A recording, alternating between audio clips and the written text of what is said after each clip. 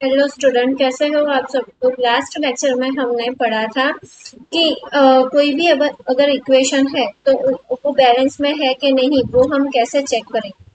अब आगे हमें आज पढ़ना है लेट अस ट्राई, मतलब कि और एक एग्जांपल से पढ़ना है हमें कि हम कोई भी केमिकल इक्वेशन है वो बैलेंस में अगर नहीं है तो हम उसे कैसे करें। Let us try to balance the following chemical equation. यहाँ पर और एक एग्जांपल दिया है Fe plus H2 gives Fe3O4 plus H2। अब देखो यहाँ पर आप देख ही सकते हो कि Fe के यहाँ पर एटम कितने हैं, एक ही है, और यहाँ पर प्रोडक्ट के साइड पर कितने हैं, तीन। ऐसे ही यहाँ पर O कितने हैं, ऑक्सीजन कितने हैं, एक ही है, बट यहाँ पर कितने हैं, चार। तो ये जो केमिकल इक्वेशन है उसे हमें क्या करना पड़ेगा, बैलेंस करना पड़ेगा।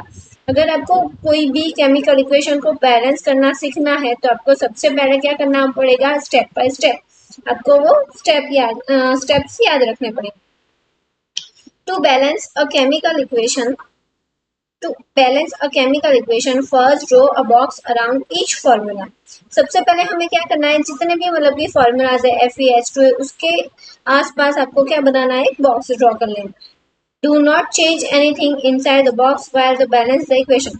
आपको सबसे पहले कोई भी यहाँ पर चेंजेस नहीं करने हैं। Step 2. List the number of atom different element present in the unbalanced equation. मैंने यहाँ पर क्या बोला था कि Fe के यहाँ पर एक ही एटम, बट प्रोडक्ट साइड उसके एटम्स कितने हैं, तीन। तो हमें सबसे पहले LHS और RHS लिख लेना है, एक साइड एलिमेंट्स लिख लेने हैं, जो भी केमिकल फॉर्मूला है वो लिख लेने हैं। फिर यहाँ पर हमें ये लिखना है कि LHS जैसे कि Fe है तो Fe में LHS साइड कितने एटम्स है और RHS के साइड कितने एटम्स है। देखो यहाँ पर Fe के एक ही है एटम्स और यहाँ पर कितने हैं, तीन है। वैसे ही H हाइड्रोजन यहाँ पर कितने हैं, दो, और यहाँ पर भी कितने हैं, दो। बट यहाँ पर ऑक्सीजन के कितने एटम्स हैं, जीरो, मतलब कि वन है यहाँ पर, और यहाँ पर कितने हैं, चार। Step 3. If it is often the convenient to the start balancing with a compound the containing mixture number of atom. अब यहाँ पर आपको स्टार्ट करना है कि जो भी मतलब कि कंपाउंड है उसे मतलब कि नंबर ऑफ एटम है उसे balance. It may be reactant और प्रोडक्ट, मतलब कि आपको ये सबसे पहले जानना है कि रिएक्टेंट के साइड कितने हैं एटम्स और प्रोडक्ट के साइड कितने हैं और कहाँ पर हमें बैलेंस करना है। मतलब कि जहां पर कम हो गए वहां पर आपको क्या करना पड़ेगा, बैलेंस करना पड़ेगा। In that compound the selected the element which has the maximum number of atom. Using the criteria we selected Fe2O4, the element of oxygen in it. There are the 4 oxygen atom RHS, only the 1 in LHS. मैंने यहाँ पर भी बोला कि यहाँ पर कितने atom है ऑक्सीजन के, 4, बट यहाँ पर कितने हैं, एक। तो हमें मल्टीप्लाई किससे करना पड़ेगा, यहाँ पर, क्योंकि यहाँ पर ऑक्सीजन क्या है, कम।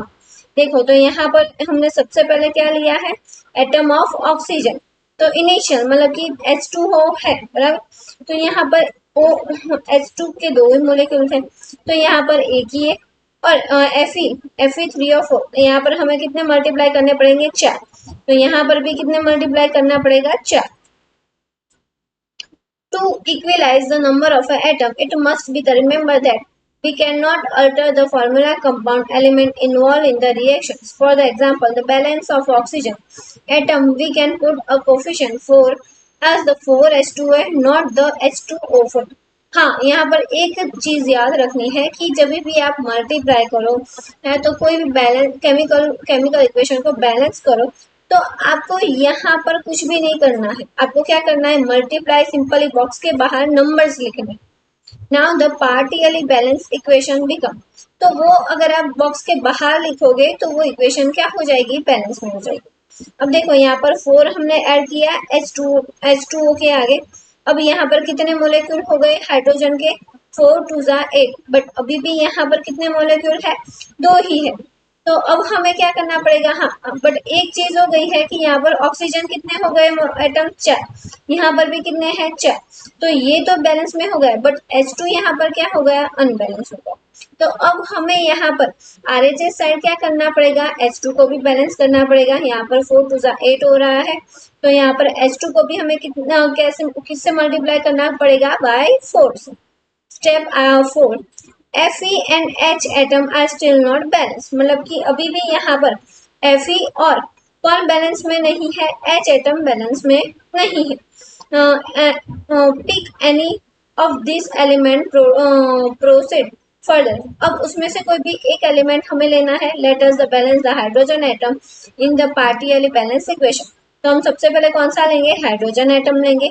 The equalise the number of H atom. क्यों, क्योंकि यहाँ पर ऑलरेडी हमने ऑक्सीजन को तो बैलेंस में कर दिया है, तो ऑक्सीजन को बैलेंस करने के चक्कर में हमने यहाँ पर H2 क्या कर दिया, अनबैलेंस कर दिया है. तो अब हमें सबसे पहले किसे बैलेंस में करना पड़ेगा, H2 को. The number of a molecular of hydrogen are the 4 of RHS. तो हमें RHS के साइड कितने मॉलिक्यूल्स चाहिए, 4, और 4 से मल्टीप्लाई करना. इनिशियल 4H2, मतलब कि यहाँ पर कितने हुए, 4 2 8, यहाँ पर 2 है, मतलब कि यहाँ पर 2 है, तो वो तो 2 है, तो हमें यहाँ पर कितने से मल्टीप्लाई करना पड़ेगा, बाय 4 से. देखो यहाँ पर लिखा है Fe प्लस 4H2O, और यहाँ पर भी क्या हो गया, 4H2O. Fe2O.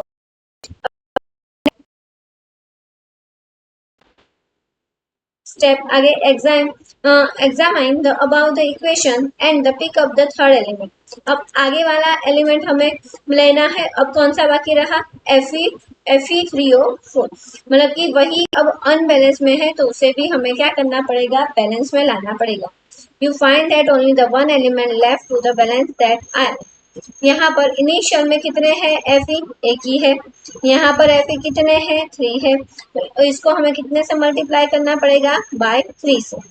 क्यों, क्योंकि यहाँ पर Fe 3 है, O 4 है, तो यहाँ पर O तो हमने बैलेंस कर दिया था, तो सिर्फ क्या बाकी बचा, Fe. तो यहाँ पर कितने एटम्स को हमें ऐड करना पड़ेगा, 3. Finally check the correctness of the balance equation. We count the atom each element on the both side. अब लास्ट में हमें क्या करना है, ये जो केमिकल इक्वेशन हमने बनाई है वो बैलेंस में है कि नहीं, वो हमने चेक करना है. The number of the number of atom of element on the both side equation 1.9. अब देखो ये वाली जो इक्वेशन है उसमें नंबर ऑफ एलिमेंट्स देखो बोथ साइड, मतलब कि यहाँ पर Fe3 है, तो यहाँ पर भी कितने हैं, 3 है. यहाँ पर देखो 4 2 8, हाइड्रोजन के मॉलिक्यूल 8 है, तो यहाँ पर भी 8 हो गए. ऑक्सीजन के यहाँ पर एटम कितने हैं, 4 है, तो यहाँ पर भी कितने हो गए, 4 हो गए. Are the equal, equation is now balance. अब इक्वेशन कैसी है, बैलेंस में. This method of a balanced chemical equation is called the heat and trial method. जो हमने step by step method use की है उसे हम क्या बोलेंगे, हीट एंड ट्रायल मेथड बोलेंगे.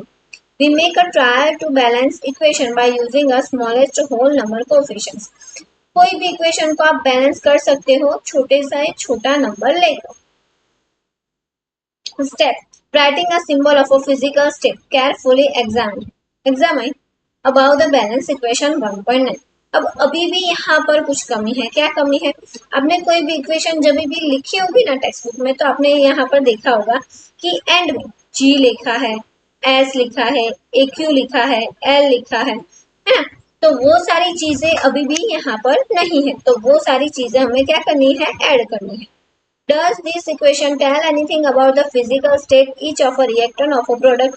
हाँ, यहाँ पर वो जो चीजें है वो सारी चीजें को, जो G लिखा है, L लिखा है, AQ लिखा है ना, तो वो सारी चीजें हमें क्या मतलब कि बताती है, उनका physical state. No information has been the given this equation about that physical state. अभी भी यहाँ पर कोई भी फिजिकल स्टेट ऐड हमने नहीं किया. To make a chemical equation more informative, अगर वो फिजिकल स्टेट्स को हम ऐड कर देते हैं तो हमारे लिए वो इक्वेशन और भी क्या हो जाएगी, इंफॉर्मेटिव. मतलब कि उसमें से ही हमें पता चल जाएगा कि S यहाँ पर लिखा है तो Fe क्या होगा, सॉलिड में होगा. G लिखा है तो वो क्या होगा, गैस फॉर्म में होगा. और अगर कहीं पर भी L लिखा है तो उसका मतलब क्या है कि वो लिक्विड फॉर्म में है. The reactant and the product are the mentioned along with their of a chemical formula. अब कोई भी रिएक्टेंट है, प्रोडक्ट है, वो दोनों साइड पर लिखा ही होता है फॉर्मूला के अंदर. The gaseous, liquid, aqueous, solid state of the reactant and the product represented by. अगर कहीं पर गैस है, लिक्विड है, एक्वियस फॉर्म में है, सॉलिड स्टेट में है, कोई भी मॉलिक्यूलर, तो वो भले ही चाहे प्रोडक्ट के साइड हो या रिएक्टेंट के साइड हो, तो उसे हम कैसे रिप्रेजेंट करेंगे, GLAQS में रिस्पेक्टिवली। द वर्ड इक्वेशन इक्वियस का मतलब क्या है, एक्यू हम लिखेंगे return the reactant and the product present in the solution of water. यहाँ पर देखो 3FeS लिखा है, एस का मतलब क्या है कि वो सॉलिड है, जी का मतलब क्या है कि वो गैस है, यहाँ पर भी सॉलिड और यहाँ पर भी gas. Not the symbol G is the use with the H2O indicated that in the reactions water is used in the form of a steam। G का मतलब क्या है कि वो गैस फॉर्म में है। Usually physical state are not included in the chemical unless it is necessary to the specify them। अगर आप यहाँ पर फिजिकल इंडिकेट नहीं यूज कर रहे हैं या तो नहीं ऐड कर रहे हैं, तो इसका मतलब क्या है कि वो जो इक्वेशन है वो आपने ठीक तरीके से स्पेसिफाई नहीं किया है। Sometimes the reaction conditions such as temperature, pressure, catalytes, etc. कई बार तो जो केमिकल इक्वेशन लिखी होती है ना, वहाँ पर रिएक्टेंट और प्रोडक्ट के बीच में जहाँ पर एरो है ना, वहाँ पर क्या लिखते हैं, टेम्परेचर, प्रेशर भी लिखते हैं। For the reactions indicate above or below the arrow in the equation, वो कहाँ पर लिखी जाती है, जहाँ पर एरो होता है या तो उसके ऊपर या तो उसके नीचे। देखो यहाँ पर लिखा ही है CO। CO क्या है, यहाँ पर गैस है। H2 भी क्या है, गैस है। अब देखो यहाँ पर लिखा है 340 ATM बराबर, तो वो क्या है, यहाँ पर टेम्परेचर, प्रेशर, कुछ भी मतलब कि जो भी रिएक्शन या तो इक्वेशन के हिसाब से जो भी आता है वो हम लिख सकते हैं। अब देखो यहाँ पर ये एक इक्वेशन है ग्लूकोज की, कि ग्लूकोज कैसे बनता है प्लांट के अंदर, तो उसकी इक्वेशन 6CO2 प्लस 12H2O। देखो CO2 किस फॉर्म में है, इक्वियस फॉर्म में है। इक्वियस का मतलब क्या होता है कि अगर आप उस पानी को या तो वो लिक्विड को या तो वो केमिकल को देखोगे ना, तो उसके अंदर आपको बबल्स नजर आते हैं। लिक्विड, एल का मतलब लिक्विड। अब देखो यहाँ पर जो 6CO2 और 12H2O मतलब कि H2 और CO2 जब रिएक्शन कर रहे हैं, केमिकल इक्वेशन कर रहे हैं, तो किसके प्रेजेंस में कर रहे हैं, सनलाइट और क्लोरोफिल के प्रेजेंस में कर रहे हैं। C6H12O6 और उससे हमें क्या मिला, ग्लूकोज मिला, O2 मिला और 6H2O मिला। तो ये जो सारे स्टेप है वो हम क्या करेंगे, कोई भी केमिकल इक्वेशन को बैलेंस में लाने के लिए करेंगे। अब नेक्स्ट लेक्चर में हम पढ़ेंगे टाइप ऑफ केमिकल रिएक्शन। अगर आपको मेरा वीडियो अच्छा लगा तो उसे लाइक कीजिए और सब्सक्राइब कीजिए। Thank you for watching my video.